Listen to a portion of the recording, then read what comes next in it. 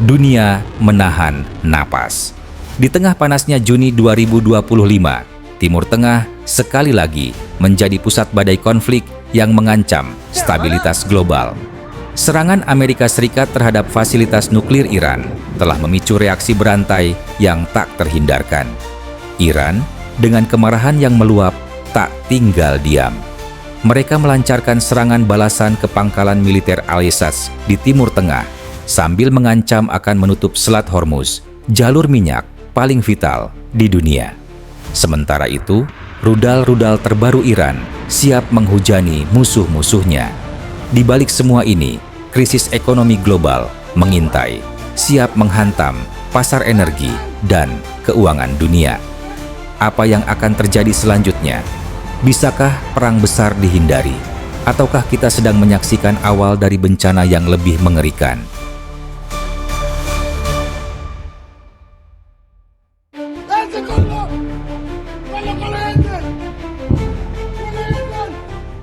Ledakan mengguncang. Asap hitam membubung tinggi di langit. Pangkalan Al-Esam Al-Udaid di Qatar. Iran dengan amarah yang membara setelah fasilitas nuklirnya dihancurkan, meluncurkan puluhan rudal balistik dan drone kamikaze ke pos-pos strategis AS. Ini bukan sekadar serangan, ini adalah pernyataan perang, teriak seorang komandan revolusi Garda Iran di televisi negara. Intelijen Barat memperkirakan serangan ini telah menewaskan sedikitnya 30 personel AESIN dan melukai puluhan lainnya. Pentagon mengaku sistem pertahanan mereka berhasil mencegat beberapa rudal, tetapi kerusakan yang terjadi tetap parah. Presiden Aris langsung mengeluarkan peringatan, jika Iran terus menyerang, kami akan menghancurkan mereka sepenuhnya. Tapi Iran tak gentar. Mereka sudah mempersiapkan senjata-senjata terbaru mereka. Senjata yang bisa mengubah peta kekuatan di Timur Tengah.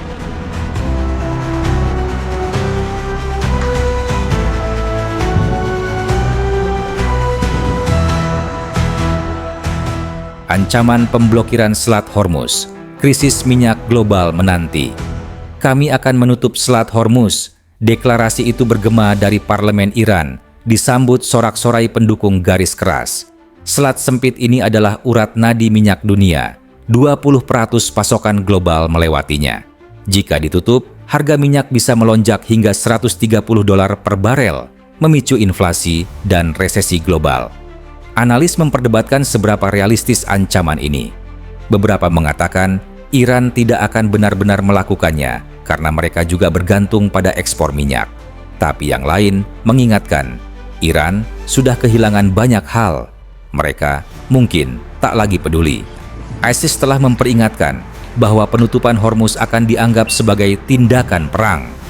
Armada kelima Amerika Serikat di Bahrain sudah siaga penuh. Jika terjadi bentrokan di laut, konflik bisa dengan cepat meluas menjadi perang regional, atau bahkan lebih buruk.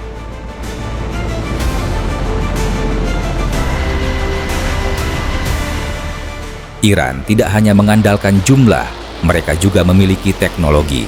Dalam beberapa hari terakhir, mereka memamerkan Hormuz 4, rudal balistik terbaru dengan hulu ledak 1,5 ton dan akurasi tinggi. Rudal ini bisa menghancurkan bunker-bunker bawah tanah dan membunuh target dengan presisi mematikan. Selain itu, Zelzal 3, rudal berpandu satelit dengan jangkauan 2.500 km, mampu mencapai seluruh Israel dan pangkalan Asik di Teluk. Israel mengaku sistem Iron Dome dan Arrow mereka bisa mencegat sebagian. Tetapi jika Iran meluncurkan serangan massal, pertahanan itu mungkin kewalahan.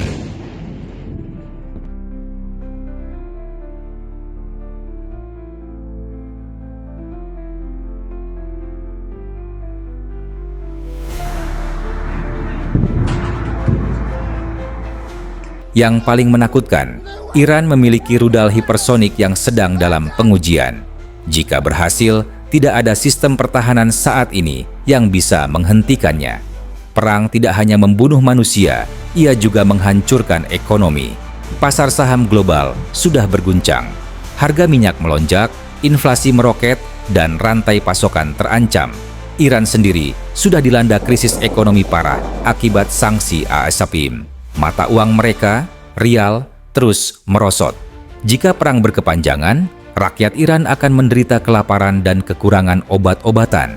Tapi, rezim Tehran mungkin mengorbankan rakyatnya demi membalas dendam.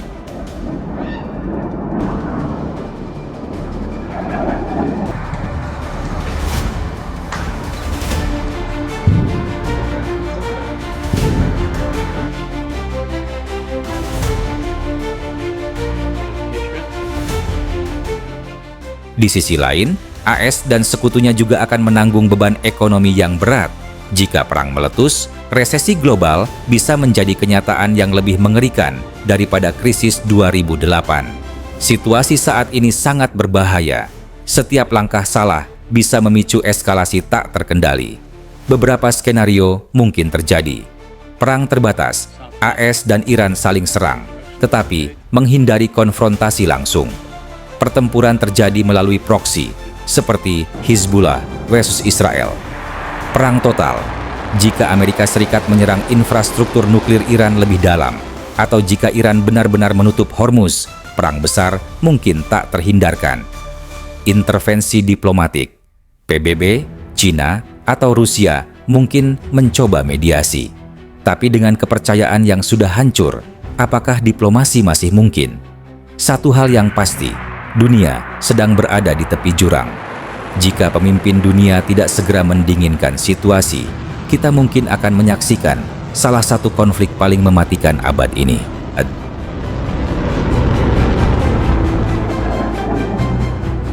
Sejarah mengajarkan kita bahwa perang sering dimulai karena kesalahpahaman dan kesombongan. Apakah pemimpin dunia akan mengulangi kesalahan masa lalu? Ataukah mereka akan menemukan jalan damai sebelum semuanya terlambat? Saat ini, jawabannya masih menggantung di udara, bersama dengan asap ledakan dan teriakan perang yang semakin keras.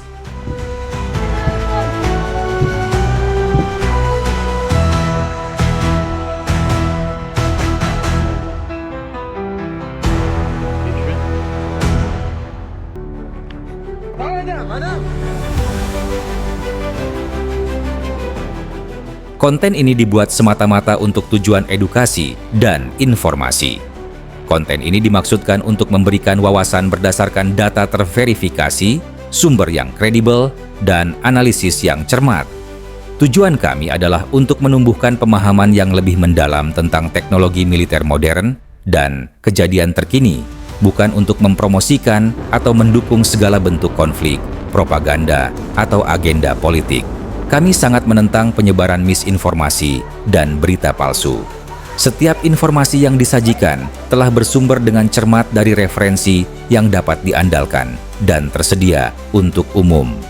Kami mendorong pemirsa untuk mendekati topik dengan pemikiran kritis dan menghormati semua pihak yang terlibat, dengan tetap berfokus pada berbagi pengetahuan dan diskusi terbuka.